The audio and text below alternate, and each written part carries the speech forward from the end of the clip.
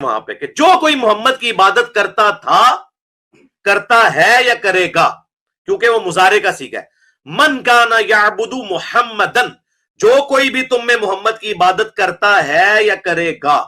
ये मुजारे अरबी में ना प्रेजेंट टेंस और मुस्तकबिल दोनों को कवर करता है।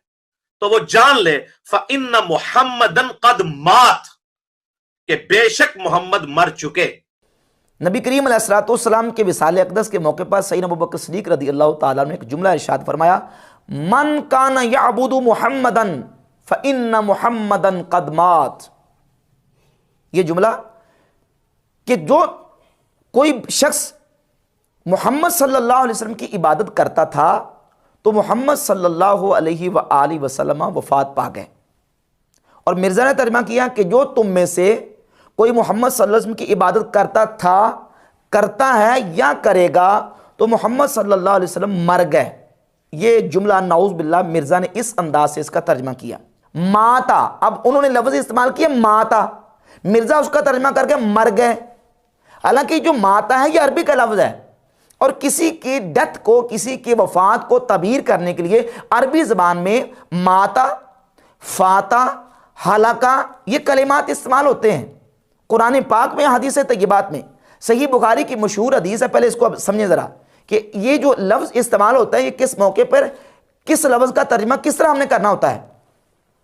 सही बुखारी में 3455 नंबर हदीस है। नबी पाक सल्लल्लाहु अलैहि वसल्लम ने फरमाया, कानत बनु इसराइल तसूसुहुमुल अंबिया, बनी इसराइल की सियासत उनके नबी किया करते थे।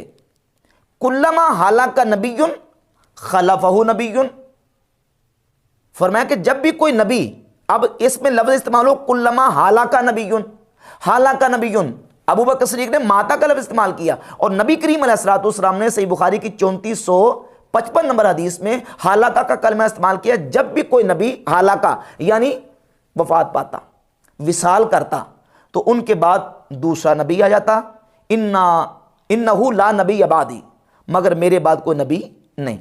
अब नबी पाक अलैहिस्सलाम ने यहाँ हालाका का कलिमा इस्तेमाल किया और कुरान मजीद में सूरह गाफिर की आयत नंबर 34 में अल्लाह रब्बुल इज़्ज़त ने जनाब यूसुफ अलैहिस्सलाम के लिए हालाका का कलमा इस्तेमाल किया, हत्ता इदा हालाका कुल तुम लन यबअसल्लाहु मिन बादिही रसूला, हत्ता कि जब यूसुफ अलैहिस्सलाम हालाका यानी वफ़ात पा गए, उनका विसाल हो गया, तुमने कहा कि अल्लाह ताला हरगिज़ नहीं भेजेगा इनके बाद कोई रसूल।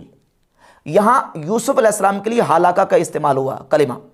और जनाब सैयदना ईसा अलैहिस्सलाम के लिए सूरतुल माइदा की आयत नंबर 17 में अल्लाह रब्बुल इज़्ज़त ने भी ये कलमा इरशाद फरमाया, इन अरादा अन युहलिकल मसीह इब्न मरियम व उम्महु, अगर इरादा करे अल्लाह ईसा इब्न मरियम और उनकी वालदा को हलाक करने का, यानी उनको वफात देने का। अब यहां जो लफ्ज़ इस्तेमाल हुआ हालाका, किसी जगह पे हालाका एक माना में, दूसरी जगह पे दूसरे माना में।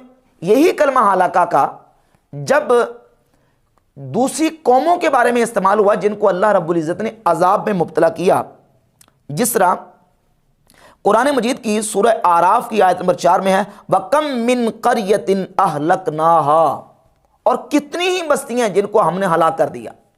आम तौर पे कलमा हलाक और हलाकत जो है ये मकरून बिल अजाब जिक्र होता है, यानी जिन लोगों को अजाब में मुब्तला किया जाए तो उनके लिए हलाकत का लफ्ज़ इस्तेमाल होता है। लेकिन जब वही कलिमा हलाकत, हलाक का अल्लाह के नबी के लिए इस्तेमाल हुआ, अल्लाह ने इस्तेमाल किया या नबी करीम अलैहिस्सलाम की ज़ात अक़दस ने इस्तेमाल किया अंबिया के लिए, सही बुखारी की 3455 नंबर हदीस के मुताबिक, तो वहां वफात देने के माना में इस्तेमाल हुआ, विसाल के माना में इस्तेमाल हुआ। अब देखें लफ्ज़ एक है लेकिन जहां जहां उसका इस्तिलाक और इस्तेमाल हो रहा है उसका फ़र्क करना पड़ेगा। इसी तरह कलिमे माता, अब जब माता का लफ्ज़ इस्तेमाल होता है तो नबी की और उम्मती की मौत एक जैसी नहीं है। नबी करीम अलैहिस्सलाम की ज़ात अक़दस के लिए सिद्दीक़ अकबर ने माता का लफ्ज़ इस्तेमाल किया। जब माता का लफ्ज़ नबी के लिए आया तो उसका हम माना करेंगे विसाल कर गए, वफ़ात पा गए, इंतकाल फरमा गए। और हमारे उर्फ में भी ऐसे होता है कि ऐसे मौक़ों पर जब हम किसी की वफ़ात का जिक्र करते हैं, ऐलान करते हैं और ख़बर देते हैं, तो ये नहीं कहते कि फ़लाँ बंदा मर गया, यानी ऐलान होता है कि फ़लाँ बिन फ़लाँ रज़ाए इलाही से इंतकाल कर गए, क़ज़ाए इलाही से इंतकाल कर गए, उनकी वफ़ात हो गई। ये नहीं कहते फ़लाँ बिन फ़लाँ मर गया है, या फ़लाँ बिन फ़लाँ हलाक हो गया है, या फ़लाँ बिन फ़लाँ तबाह हो गया है, लिहाजा आके जनाजा पढ़ लो। क्या कहते हैं? फ़लाँ बिन फ़लाँ वफ़ात पा गया है, या फ़लाँ बिन फ़लाँ वो इंतकाल कर गए हैं, उनकी वफ़ात हो गई है। तो अब हमने देखना उर्फ़ को, कि उर्फ़ में जो मरने का लफ्ज़ है, ये हमारे उर्फ़ में आम तौर पर इस्तेमाल नहीं होता। ऐसी जगह पे हम इंतकाल, वफ़ात और विसाल का लफ्ज़ इस्तेमाल करते हैं।